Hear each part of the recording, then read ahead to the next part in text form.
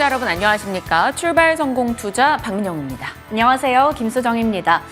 간밤 뉴욕 증시를 본다면 연준 위원회 입에서 이제 빅스텝에 대한 우려를 지우는 듯한 발언이 나오면서 일제히 지수가 상승으로 마감을 지었습니다. 세일즈포스가 어제 다우지수의 상승을 견인했고요. AMD가 나스닥 지수 같은 기술주의 상승을 또 견인했는데요. 반면에 테슬라는 인베스터데이에 대한 실망감 때문에 어제 장중에 8%가 넘게 빠지기도 했었죠. 네, 테슬라가 흔들리고 있습니다. 사실 어찌 보면 그 기대감이 흔들릴 때도 되었다라는 평도 있고요. 그 실망 매물이 아마 우리 장에도 영향을 줄 종목이 꽤 많을 겁니다. 어제 장에도 AI 등의 종목들도 같이 좀 밀려난 흐름이 있었는데요. 관련해서 시장의 방향이 좀 바뀌는 것인지 조정을 이용해서 사도 괜찮은 종목이 있을 것인지 궁금해집니다. 저희 시간 통해서 전략도 같이 챙겨보시죠. 일단 어제 장 어땠는지 복기부터 한번 해보죠. 한판 정리하겠습니다. 어제 코스피 코스닥의 방향은 살짝 달랐습니다. 코스피는 0.6% 올랐고요. 코스닥은 0.5% 떨어졌습니다. 코스닥의 하락에서 우리가 느낄 수 있는 것은 2차 전지 소재 종목들 꽤 강했던 그들이 어제장에서는 모두 내린 채 거래를 마쳤습니다. 그 때문에 상대적으로 코스닥이 조금 더 부진했던 거죠. 중국의 제조업과 비제조업 PMI 데이터가 잘 나와서 중국발 모멘텀에 대해서 어제 이 시간에 브리핑을 전해드린 바가 있었는데요. 관련해서 철강, 기계, 해운 쪽에 경기와 관련된 쪽 종목들의 탄력이 상당히 좋았습니다. 달러 하락의 움직임이 어제 나왔고요. 외국인의 매수가 들어오면서 IT, 운수장비, 운수창고, 화학 섹터로 그 수급이 유입됐죠. 지금 시장은 정말 달러의 방향에 따라서 매일같이 외국인 수급과 지수가 조금 결정되는 모습이 나타나고 있습니다. 앞으로도 3월 달은 달러 흐름이 굉장히 중요할 것 같고요.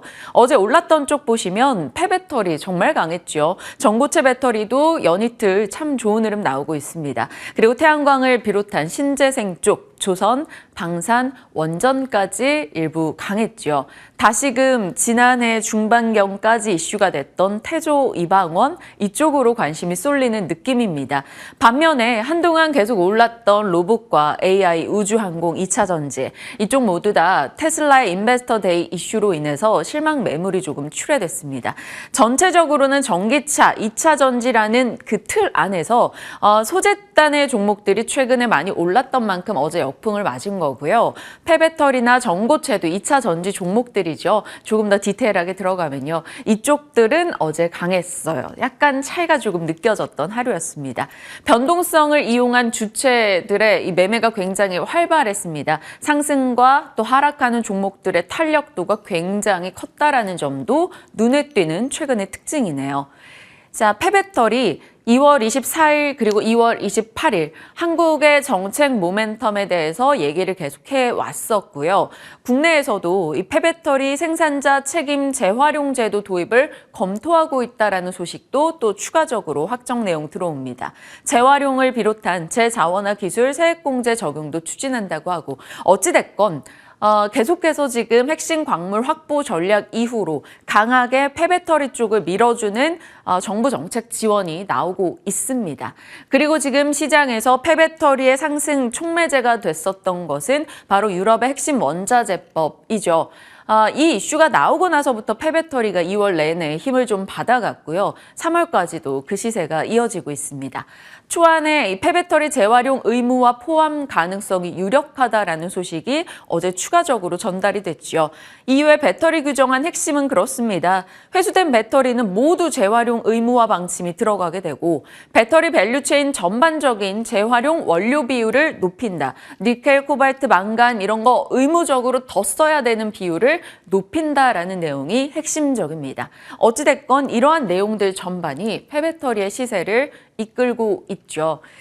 이제 전기차 시장이 막 시작해서 조금 커지고 있는 상황이다 보니까 한 10여 년 정도 시간이 지나면 또 우선적으로 팔렸던 전기차들이 폐기가 될 겁니다. 그리고 그 안에서 폐자원의 활용에 대한 고민도가 더 높아질 거고요. 그걸 준비하고 있는 거죠. 폐차가 늘어나고 폐배터리 발생량도 자연스럽게 같이 늘어나게 될 겁니다. 그러다 보니까 이 폐배터리 관련주들의 시세가 어제장에도 좋았습니다. 성일하이텍 무려 24%나 급등했고요. 세비캠, 코스모화학 요즘 분위기 정말 좋죠. 여러 가지 이슈가 좀 교집합되어 있는 종목이기도 합니다. 이지트로닉스, 또 원익-P&E, 그리고 SK이노베이션까지도 어제는 강세 움직임 나타냈습니다. 어제 시장의 주요 키 중에 하나가 폐배터리였고 또 그 못지않게 중요했던 키는 바로 중국이었죠. 이것도 다시 한번 싹 정리를 해봤는데요. 중국이 소비해주는 것에 대한 기대감, 철강은 부동산 정책 기대 있죠. 철강 제품 가격이 지금 계속 올라가죠. 튀르키예 반사수의 얘기도 있습니다. 석유화학은 말씀드린 대로 중국에서 소비하는 모든 것들은 사실 석유화학 제품이 들어갑니다. 정말 빵 하나를 사 먹어도 빵 봉지는 석유화학 제품이니까요. 이런 식으로 석유화학이 쓰일 수 있는 것들이 많다라는 거죠. 시장에서는 말하는데 부양책이 나오지 않더라도 그저 중국인들이 평소처럼 소비만 다시 해줘도 시장의 분위기는 많이 나아질 수 있다라고 말합니다.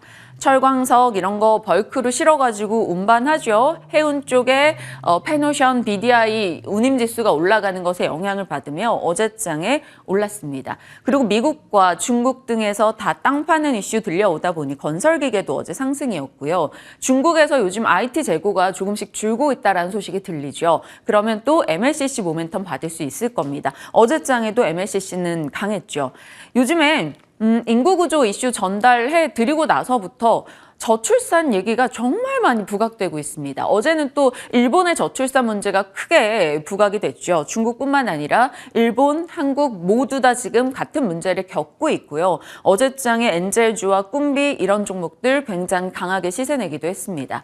그리고 보톡스 수출 좋다라고 어제 말씀을 드렸었는데 메디톡스 또 어제 급등 흐름이 나오기도 했고요. 신재생과 소비 쪽의 종목들까지 같이 올라섰습니다. 어찌됐건 중국의 그 인구가 무언가를 살 것이다라는 기대감이 시장에 힘을 싣고 있는 거죠. 대국의 소비라고 표현을 해봤는데 이 미국과 중국이 지금 철강 쪽의 수요를 굉장히 많이 당기고 있습니다. G2 이 철강 소비국이 철강 가격 상승을 유발하고 있고요. 그것에 대해서 계속 철강 수요가 늘 거야 라고 생각만 하고 있었다면 2월에 PMI 서프라이즈를 보고 나서 정말 느는구나 라는 수요 확신을 갖게 된 거죠. 그러면서 중국의 재고 비축 기울기 피크도 찍고 이제 내려오는 모습이 나타나고 있다 보니까 확실히 소비량이 늘고 있다라고 시장의 데이터가 말을 해줍니다. 그러면서 어제 국내에서 포스코홀딩스, 현대제철 종목들 굉장히 좋은 탄력 나타냈죠. 6% 급등이었고요. 미국의 간밤 철강주들도 분위기가 괜찮았습니다. 소비가 철강 쪽에 좀 단기적으로 좀 더 집중될 수 있을지 양회에서 부동산 모멘텀 어떻게 나오는지 점검하시길 바랍니다. 자, 그리고 명동에 이제 중국인들이 다시 바글바글하게 될까요? 작년에는 23만 명 정도였는데 올해 200만 명 정도 입국 전망이 되고 있습니다. 만약 이들이 들어온다면 그들의 아웃바운드 수요를 저희가 가져가게 되는 것이기 때문에 항공, 여행, 면세, 화장품, 다시 전통 소비주에 대해서도 계속 보고는 있어야 될 것 같아요. 어제 외국인들이 화학 섹터를 많이 샀는데 그게 화장품 쪽으로 꽤 들어온 수급이 있었습니다. 참고하시죠. 자, 이제 오늘 새벽 마감한 뉴욕장 보겠습니다. 전약 후강이었습니다. 출발 대비 좋은 흐름으로 거래를 마쳤죠.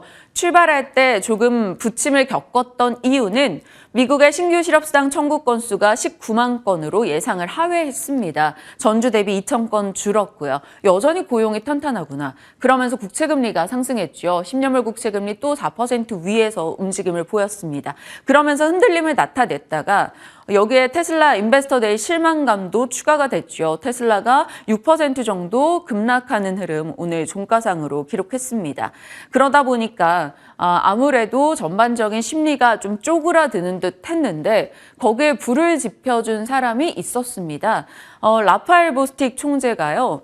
25bp 인상을 지지한다라고 얘기했고요. 올해 여름쯤에 금리 인상을 중단할 수 있다라고 코멘트하기도 했습니다. 그러면서 시장은 빠르게 화답하는 모습이 나타났죠.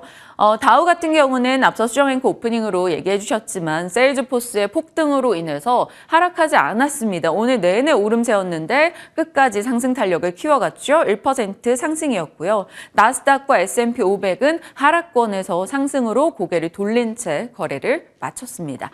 종목별로 살짝 들어가 보죠. 테슬라 얘기를 꼭 해야 되겠습니다. 어제 인베스터데이 그렇게 마스터플랜 3를 2월 달부터 공지하고 저희도 같이 계속 기대하면서 체크를 해왔었는데 어제 내용 전반에 대해서는 실망감이 강했죠. 단기 실적에 대한 코멘트도 없었고 구체적인 구현 방법도 없었습니다. 그리고 새로운 신모델에 대한 내용도 부재했죠. 그러다 보니까 테슬라가 6% 가까운 급락으로 오늘 거래를 마쳤습니다. 지속 가능한 에너지를 재차 강조했고요. 내부적으로 그냥 좀 봤을 때 종목에 영향을 줄 만한 내용들은 이 정도입니다. 원재료 부분에서 차세대 EV 모터에 히토류를 사용하지 않을 것이라고 하면서 히토류 관련주들이 또 다 내렸습니다. 중국 히토류 업체들 급락으로 좀 진행이 되기도 했으니까요. 참고하시고요. 로봇과 인류의 비율이 1대1 이상이 될 것이다 라고 코멘트했고요. 신공장에 대해서도 언급을 했습니다. 지금 연 200만 대 정도 생산하고 있는데 앞으로 연 2천만 대 생산이 목표다라고 얘기했습니다. 그래서 공장이 더 필요하다라는 거고요. 그렇다면 기가팩토리 관련해서 더 기대감이 좀 생겨날 일부 작은 종목들은 있겠죠. 자, 문제는 여기입니다. 이게 정말 일론 머스크가 실어주려고 해요. 어제 제가 전력반도체 방송을 했죠. 전력반도체에 대한 모멘텀을 살펴봤고 그 기업들에 대해서 이야기를 나눴습니다. 그런데 어제 일론 머스크가 인베스터 데이에서 얘기를 꺼냈네요. 차세대 파워트레인을 이 전력반도체 실리콘 카바이드 75%를 줄일 것이다 라고 얘기했습니다. 그러면서 밤사이 울프스피드나 ST마이크로 이런 온세미컨덕터 등의 종목들이 크게 밀려났습니다. 어제 국내장에서 KEC를 비롯해서 전력반도체 흐름이 꽤 좋았었는데 그 영향을 어떻게 받게 될 것인지 잠시 후에 이거는 좀 긴급하게 AS에 나가도록 하겠습니다. 자, 이 내용 소화하면서 테슬라가 6% 정도 빠지는 흐름이 나타났고요. 앞서 말씀드린 대로 소프트웨어 쪽은 세일즈포스의 급등으로 인해서 상당히 좋은 흐름이 나오기도 했습니다. 전반적으로는 빅테크와 그리고 에너지 쪽 흐름이 괜찮았던 오늘이었어요. 유가가 0.6% 상승하며 배럴당 $78로 여전히 유가도 중국의 수요 모멘텀을 안고 있는 상황입니다.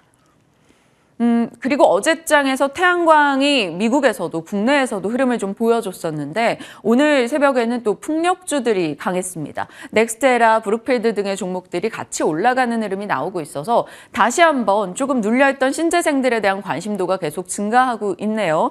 지난주부터 저희 시간에서도 유창현 대표님도 그렇고 신재생에 대한 이야기를 좀 많이들 꺼내놨던 만큼 저희도 계속해서 호흡해 가도록 하겠습니다.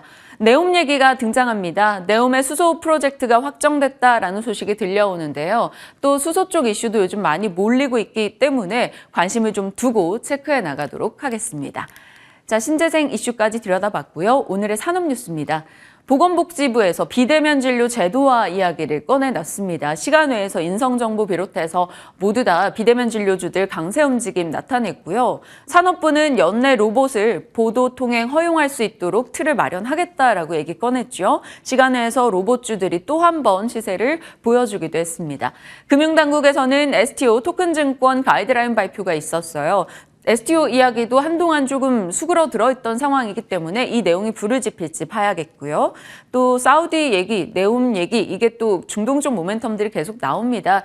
그런 이슈가 있을 때마다 단기적으로 트레이딩 관점으로는 이런 종목들 움직이니까요. 이슈 확인하시고 시세와 같이 대응하시길 바랍니다. 자, 이렇게 산업 뉴스들까지 짚어봤고요. 또 국내 이슈 잡아주세요. 네, 제가 연초부터 여러 차례 관심을 가지고 있었던 바로 조선에 대한 브리핑 준비해봤습니다. 2월 들어서만 조선 브리핑을 3번이나 했더라고요. 사실 하고 나서 많이 올라서 기분이 좋았다가 또 내려가는 걸 보고 왜 저러지 했다가 어제 또 오르는 걸 보고 이거 투자 전략 어떻게 세워봐야 될지 시급하다라는 생각이 들었습니다. 먼저 조선주 시세부터 확인해 보도록 하겠습니다. 어제 정규장에서 조선주들이 현대중공업을 제외하고는 일제히 상승세를 나타냈습니다. 한국조선해양이 2%가량, 현대미포조선 1%가량, 나머지 종목들도 1% 가까이 올랐는데요. 사실 이들 종목들이 올해 들어서 정말 많이 올랐었습니다. 보시는 것처럼 조선 3사만 보더라도 한국조선해양이 17%가량, 대우조선해양은 38% 정도, 그리고 삼성중공업은 9% 정도 올랐는데요. 연초 대비해서 많이 올랐었는데 지금 최근에 또 조정이 나오면서 상승폭이 좀 줄어든 것은 사실입니다. 그리고 한 달 기준으로 봤을 때 2월 들어서는 이 상승분을 좀 많이 반납을 했었고 지금은 고점 대비해서 좀 쉬어가고 있는 그런 타이밍으로 볼 수가 있겠습니다. 이 조선주들이 잘 가게 되면 그리고 앞으로 잘 갈 거라는 전망이 나오면 낙수 효과를 받을 수 있는 쪽이 바로 조선기자재 쪽이 될 텐데요.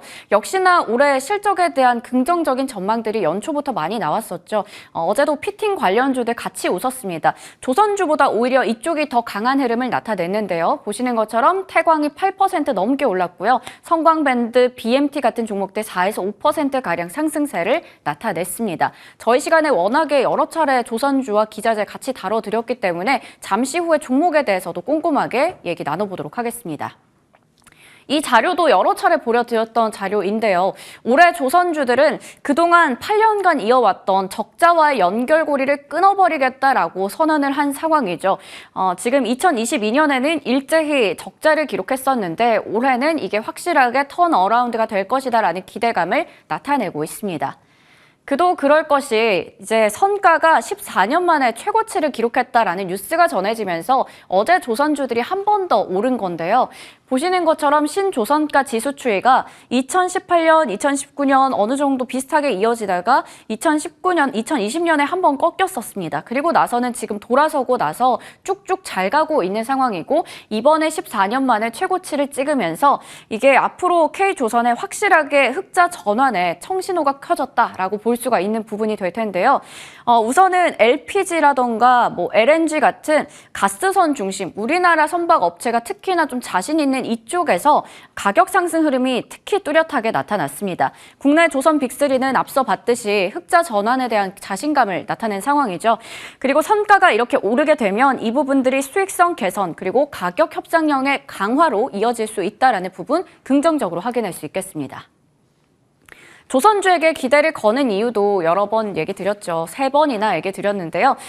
총 3가지입니다. 연초부터 고가의 대형 수주들을 싹쓸이한 바가 있었죠. 한국조선해양은 연 목표치의 24% 달성했고 고가 수주 선박의 인도가 본격화되면서 이제 현금이 유입이 됩니다. 그리고 제일 중요한 거 바로 이거죠. K조선이 달라졌어요 라고 얘기를 드린 적이 있었습니다. 저가 선박을 중심으로 해서 그동안에 무조건적인 수주를 따내기에서 이제는 바꾸겠다라고 얘기를 한 거죠. 비싼 배, 잘 팔리는 배를 만들겠다라는 선별 수주를 내세운 것입니다. 양보다 질을 따지겠다라고 한 부분들이 모두 다 조선주에게는 기대 요소로 작용하고 있는 상황입니다. 조선주와 기자재주 관련해서 지금의 조정, 사실 어제 올랐지만 아직까지 또 빠져있고 쉬어가는 구간이거든요. 지금의 조정을 어떻게 활용하면 좋을지 이야기 더 나눠보겠습니다. 그리고 가나 안 가나입니다. 많은 분들께서 아마 기다리고 계실 그런 소식이 아닐까 싶은데요. 저도 굉장히 기다리고 있고요. 다음 주 금요일입니다. 3월 10일이면 드디어 더 글로리 시즌2가 나오는데요. 이미 예고편을 통해서 많은 분들의 또 관심을 자아내고 있습니다. 증권가에서는 이 더 글로리 시즌2가 가장 강력한 모멘텀이 될 것이다 라고 얘기했습니다. OTT주, 콘텐츠주 전반적으로 훈풍을 자아낼 것이다 라는 얘기고요. NH투자증권에서는 투자 의견 매수 목표 주가 10만 원으로 새롭게 또 리포트를 내기도 했습니다. 제목이 어서와 연진하더라고요. 그리고 스튜디오 드래곤은 어제장에서는 그리 크게 오르진 않았습니다. 한 달 정도 봤을 때도 최근에 한 5%가량 빠졌었거든요. 사실 OTT나 콘텐츠 주에게 최근 한 1, 2개월 정도는 그리 뚜렷한 모멘텀이 있진 않았습니다. 하지만 이번에 더 글로리 시즌2가 공개되면서 한 번 더 신호탄이 될지 기대가 되는 상황이고요. 그렇게 된다면 실적 개선에 대한 기대감 그리고 중국의 판매 수혜까지 우리가 노려볼 수가 있는 부분이 되겠죠. 또 스튜디오 드래곤은 올해 납품이 예정되어 있는 글로벌 기대작들이 많습니다. 보시는 것처럼 도적이라던가 경성 크리처 그리고 이두나까지 예정이 되어 있기 때문에 장기적으로 봤을 때 어떻게 접근하면 좋을지 이야기 나눠보겠습니다. 네. 스튜디오 드래곤도 조금 승천해줬으면 좋겠다라는 생각을 갖고 있습니다. 가나 안 가나에서 짚어주셨고 시세적 반영이 될지 여부 조선주와 함께 전략 챙겨보도록 하겠습니다. 시장 전반에 대한 이야기 지금부터 저희와 함께 하시죠.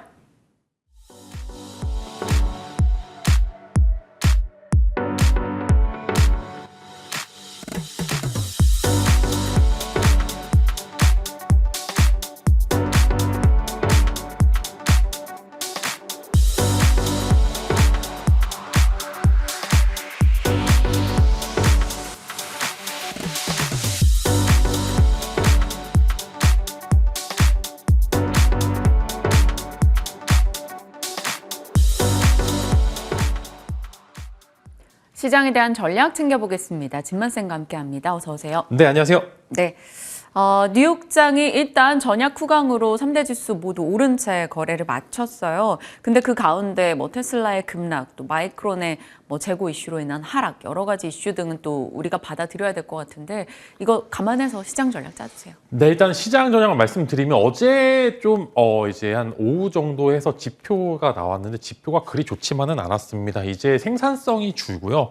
이제 고용은 강하긴 하는데 즉 이제 물가가 계속적으로 늘어나는 모습을 보여주었고 유럽도 마찬가지로 물가 지수가 생각보다 이제 하락폭이 둔화가 되는 모습을 보여주면서 전체적으로 조금 하락폭이 나왔었는데 이제 당연히 그렇게 되면은 국채 금리가 어느 정도 이제 좀 올라가는 모습을 보여주면서 전반적으로 시장이 좋지 않은 모습을 보여주었는데 이제 조금 이제 호재성 발언이죠. 이제 좀 이제 어느 연준 인사들의 좀 호재성 발언으로 인해서 지수가 갑자기 너무 좀 튄 모습이 좀 없지 않아 좀 있습니다. 사실 네. 저는 어제 상승은 이제 미국 쪽에서도 사실 월가와 좀 연준의 방향성이 좀 다른 것 같아요. 연준에서 아무리 이제 뭘 하려고 해도 그냥 반대의 그런 액션들이 계속 나오는 모습을 보여줘서 어느 정도 기관들의 단타성 물량으로 인한 어느 정도 상승폭이 좀 있었다라고 말씀을 드리고 전반적으로 이제 외부적인 상황은 그렇게 좋지만은 않았음에도 불구하고 지수만 올랐습니다. 이제 미국 10년물 국채금리 보시면 지금 4가 네. 넘었습니다.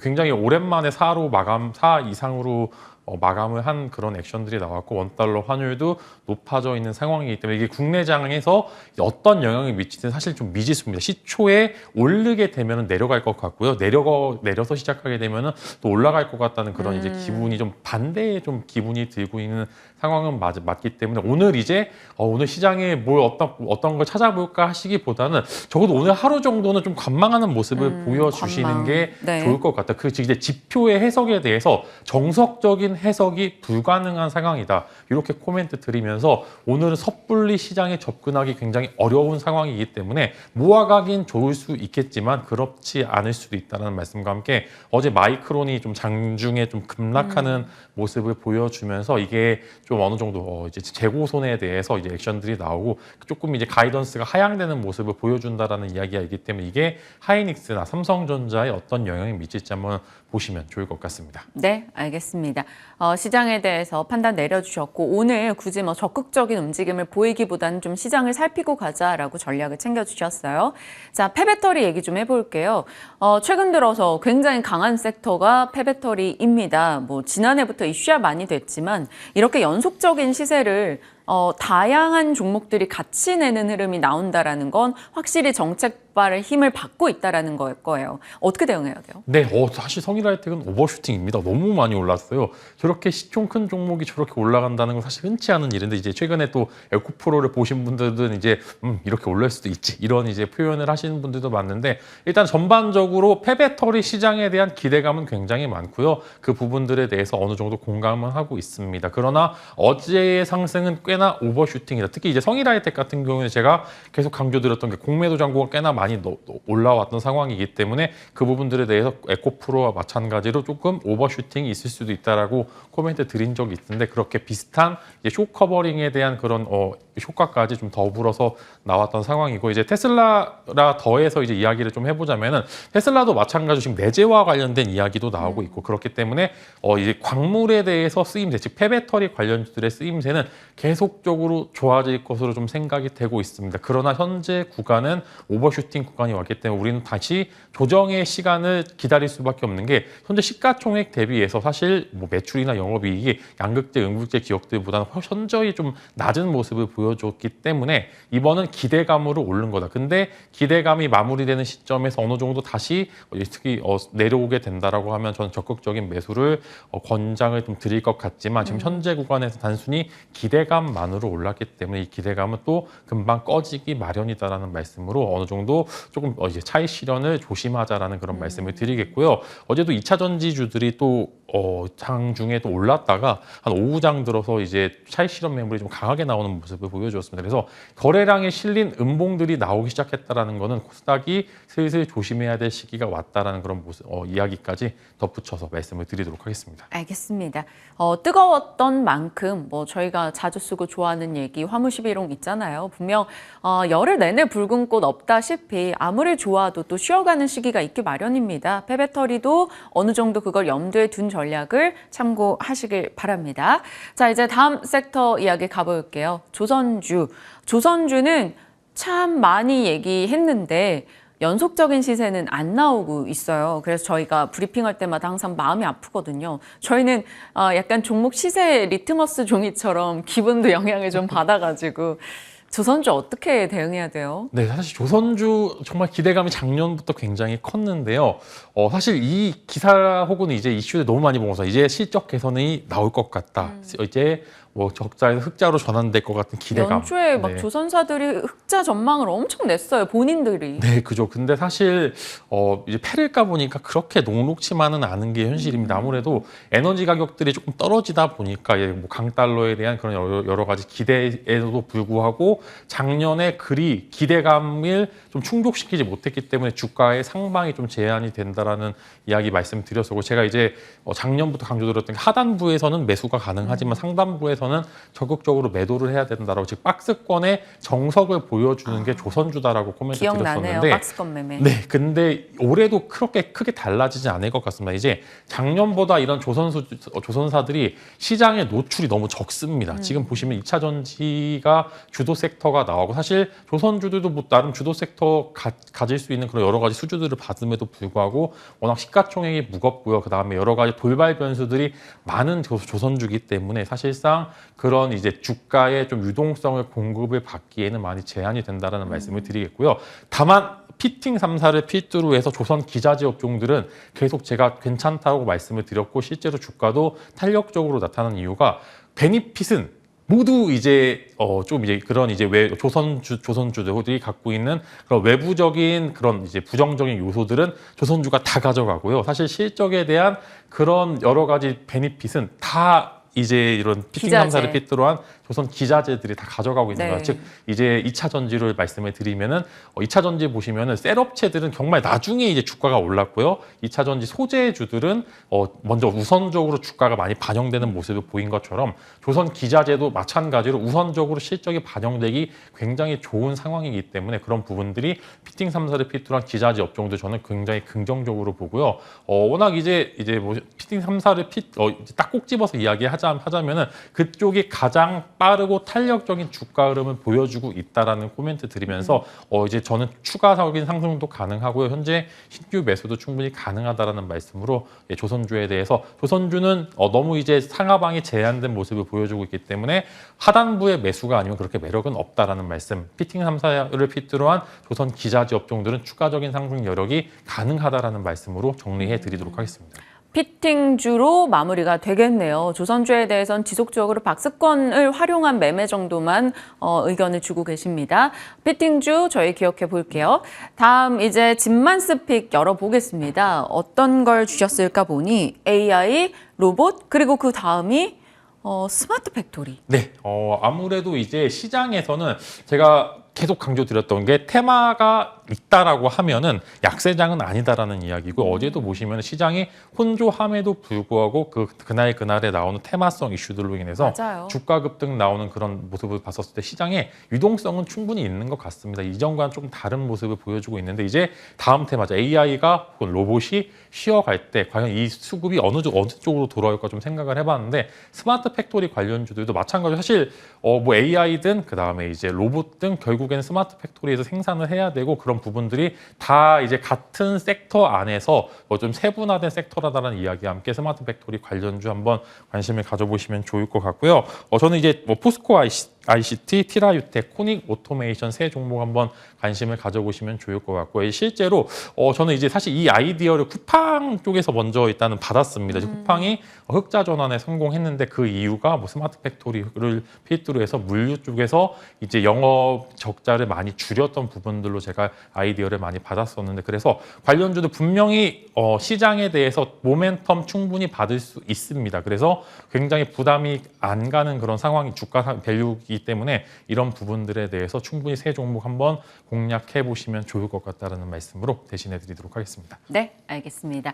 눈여겨볼 종목도 살펴주셨고요. 저희 AS 할 종목들 쫙 한번 보겠습니다. 위세하이텍, 한화에어로스페이스, 페노션, LX세미콘, 포스코홀딩스, CIS, 제테마, 현대일렉트릭, 재룡전기 다 좋은 흐름이 나와요. 사실 제테마는 어제 저희 같이 AS를 했었고요. 재룡전기와 현대일렉트릭도 좀 보죠. 어제장에도 저 두 종목이 좋은 흐름이 있었거든요.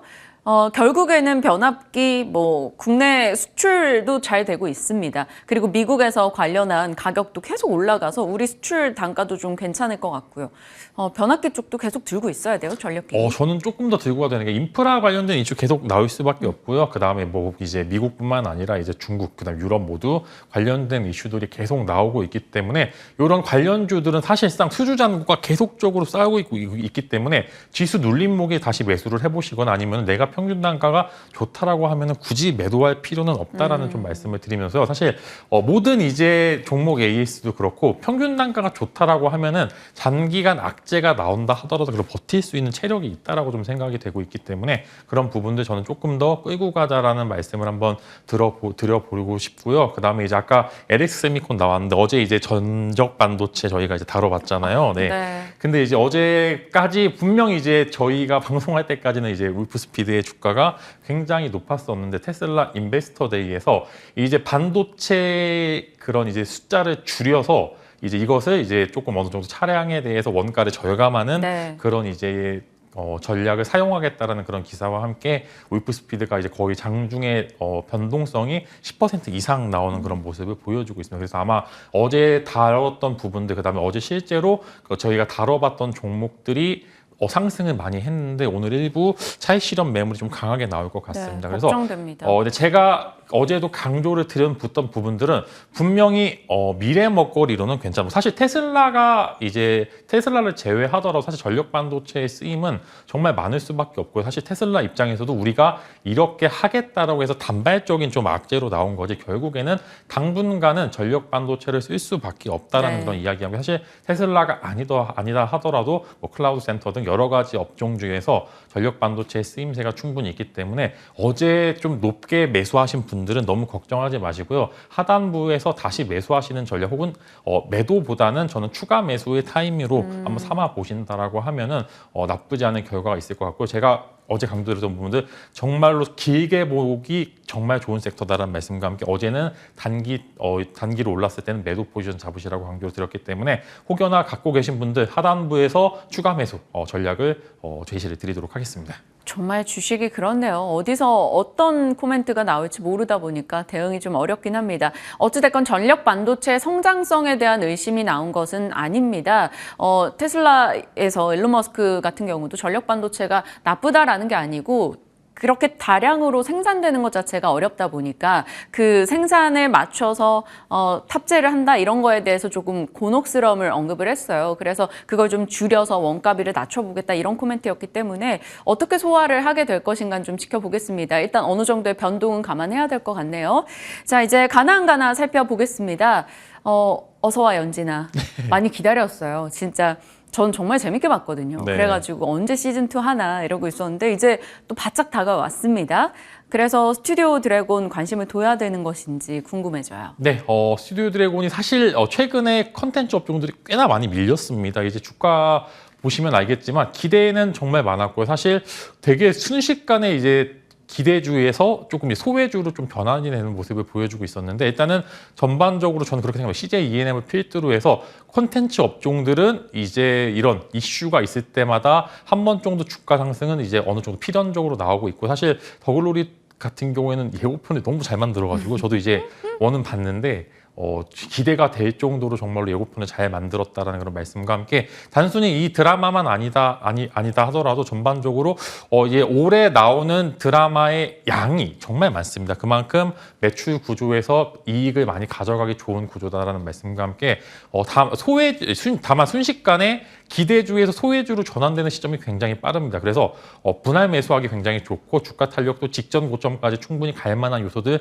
많이 갖고 있습니다. 그러나 이제 시장에서 순식간에 전환이 될 수 있기 때문에 매수는 바닥에서 정말 쉽게 할 수 있겠지만 매도를 너무 큰 기대를 하시기보다는 직전 고점 부분에 봤었을 때는 어느 정도 이제 매도를 하시면서 콘텐츠 업종에 대해서 전반적으로 좋게 잘 좋게 잘 갈 수 있다. 다만 마찬가지로 하단부에서는 매수, 상단부에서는 매도하는 전략을 쓰셔야지 엄청나게 구조적인 성장을 갖고 가기에는 사실 그런 부분들이 많이 제한이 되는 부분이 있기 때문에 그런 부분들 상단 매도, 하단 매수 이 전략으로 이제 콘텐츠들이 중앙을 필두해서 전반적인 콘텐츠 업종도 다 현재 구간에서 매수가 하기 좋은 시점이다라고 말씀을 드리도록 하겠습니다. 콘텐츠 관련한 종목들 지금 구간에서 매수 가능하고 어느 정도 올라왔을 경우에는 또 이익을 챙기는 전략으로 가보자라고 말씀을 주셨습니다.